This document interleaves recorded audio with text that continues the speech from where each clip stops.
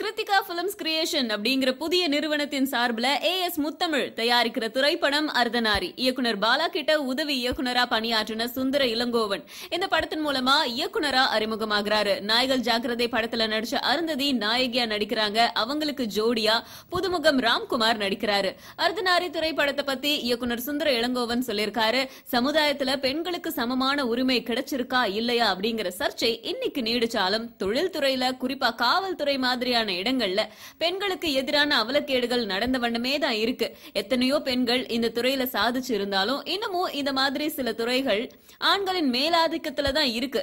மேற்கூறிய இந்த விஷயங்கள் மட்டுமில்லாம காவல்துறைக்கு பெரும் சவாலா இருக்கிற ஒரு வழக்க துப்பறிகிற போலீஸ் அதிகாரிக்கு நேரும் சோதனைகள், அவங்க அதை எப்படி எதிர்கொள்றாங்க அப்படிங்கறத பத்தின கதை தான் அர்த்தநாரி. இந்த படத்தை என்னுடைய தயாரிப்பாளர் ஏஎஸ் முத்தமிழ் எழுதினது. அருந்ததி போலீஸ் அதிகாரியா நடிக்க பெரும் அளவுல உழைச்சிருக்காங்க. என்னுடைய சில போலீஸ் நண்பர்கள் மூலமா தீவிர பயிற்சி எடுத்துக்கிட்டாங்க. அந்த உழைப்பு படத்துல தெரியுது. புதுமுகம் ராம்குமார் புதுமுகம் அப்படின்னு சொல்ல முடியாத அளவுக்கு இருக்காரு. அந்த அளவுக்கு நல்லா நடிச்சிருக்காரு.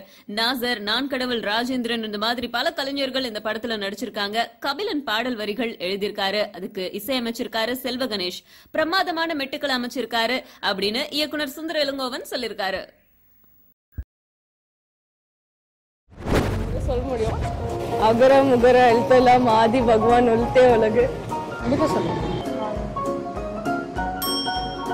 கொஞ்சம் யோசிச்சுக்கவா.